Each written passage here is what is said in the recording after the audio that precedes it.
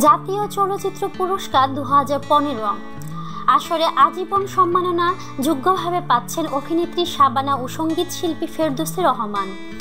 সরকার জাতীয় চলচ্চিত্র পুরস্কার 2015 ঘোষণা করেছে।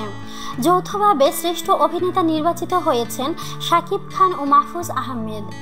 আরও ভালোবাসবো তোমায় চলচ্চিত্রের জন্য শাকিব খানকে ও 0 ডিগ্রি চলচ্চিত্রের জন্য মাহফুজ আহমেদকে নির্বাচিত করা হয়েছে। একই সাথে 0 ডিগ্রি চলচ্চিত্রে প্রধান চরিত্রে অভিনয় করে শ্রেষ্ঠ চলচ্চিত্র অভিনেত্রী হিসেবে জয়া আহসান নির্বাচিত হয়েছেন। বৃহস্পতিবার এক তথ্য বিবরণীতে জাতীয় চলচ্চিত্র পুরস্কার প্রাপ্তদের তালিকা প্রকাশ করা হয়েছে। চলচ্চিত্র শিল্পে গৌরব উজ্জ্বল ও অসাধারণ অবদানের স্বীকৃতি হিসেবে 25টি ক্ষেত্রে বিশিষ্ট শিল্পী ও কলাকুশলী এবার জাতীয় চলচ্চিত্রের জন্য মনোনীত হয়েছেন। 2015 সালের পুরস্কারের জন্য সুপারিশকৃত ব্যক্তি বা চলচ্চিত্রের নামগুলো হলো আজীবন সম্মাননা যোগ্যভাবে শাবানা ও ফেরদৌসী রহমান শ্রেষ্ঠ চলচ্চিত্র। তো প্রিয় বন্ধুরা, আপনাদের কি মতামত তা কমেন্টের মাধ্যমে আমাদেরকে জানিয়ে দিন।